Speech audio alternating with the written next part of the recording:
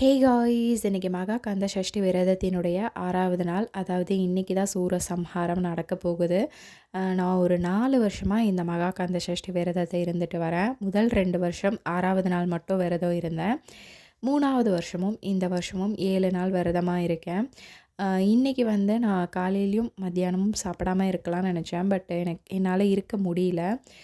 So நான் வந்து காலையில் ஒரு வேளை மட்டும் சாப்பிடாமல் இருந்து மத்தியானமும் இரவும் மட்டும் சாப்பாடு எடுத்துக்கலாம் அப்படின்னு முடிவு பண்ணிட்டேன்.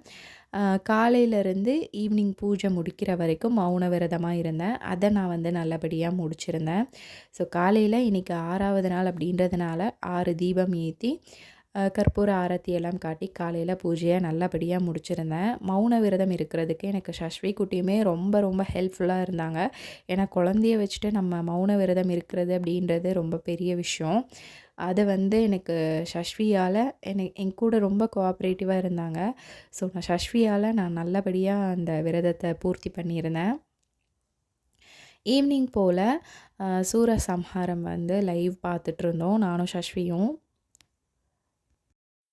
சூரசம்ஹாரம் ஃபுல்லாக பார்த்து முடித்ததுக்கப்புறமா வீடு எல்லாத்தையும் க்ளீன் பண்ணி விட்டுட்டு அதுக்கப்புறம் தலைக்கு குளிக்கணும். ஸோ அதே மாதிரி தான் நானுமே பண்ணியிருந்தேன்.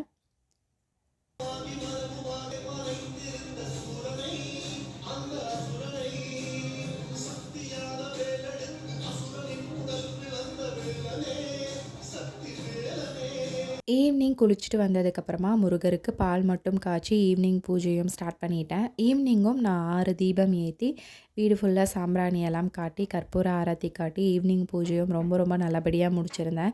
மெயினாக நான் மௌன விரதத்தை நல்லபடியாக பூர்த்தி செஞ்சது எனக்கு ரொம்ப ரொம்ப மனசுக்கு நிறைவாக இருந்துச்சு. கண்டிப்பாக நான் இது வந்து முருகருக்கும் என்னுடைய சஷ்வி குட்டிக்கும் தான் நான் ரொம்ப ரொம்ப தேங்க் பண்ணணும். இந்த மௌன விரதத்தை நான் நல்லபடியாக முடித்ததுக்காக. ஸோ அவ்வளோதாங்க இந்த வீடியோ. நாளைக்கு திருக்கல்யாணம் முடிச்சுட்டு தான் என்னுடைய விரதத்தை நான் பூர்த்தி செய்வேன். ஸோ அவ்வளோதான் இந்த வீடியோ. நெக்ஸ்ட் வீடியோவில் பார்க்கலாம்.